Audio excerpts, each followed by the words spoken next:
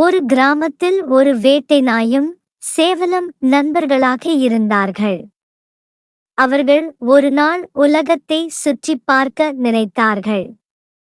அதனால் எல்லா நாடுகளுக்கும் நடந்தே போக வேண்டும் என்று முடிவு செய்து புறப்பட்டன.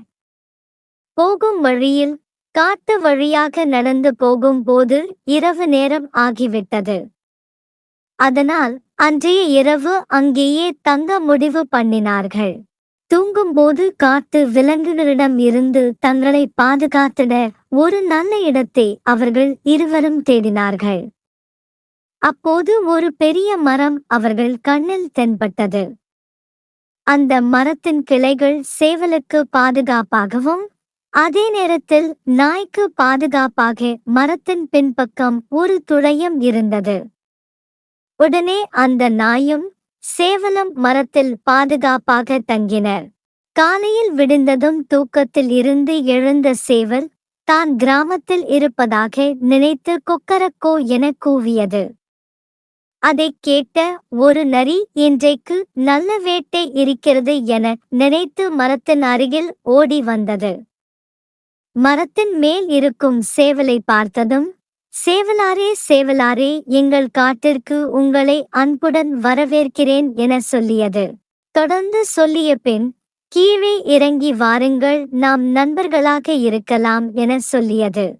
அதைக் கேட்ட சேவல் உஷாராகி முகஸ்துதி செய்யும் நரிக்கு தக்க பாடம் புகட்ட வேண்டும் என நினைத்தது.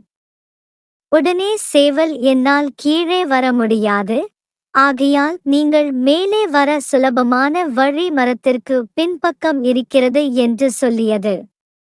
உடனே பின்பக்கம் வழியாக மேலே செல்லலாம் என ஆசையோடு நரி மரத்திற்கு பின்பக்கம் போனது. இந்த பேச்சை எல்லாம் அமைதியாக கேட்டு கொண்டு இருந்த வேட்டை நாய், அடடா, இந்த நரி நம்ம சேவல் நண்பரை சாப்பிட போகுது என பயந்தது.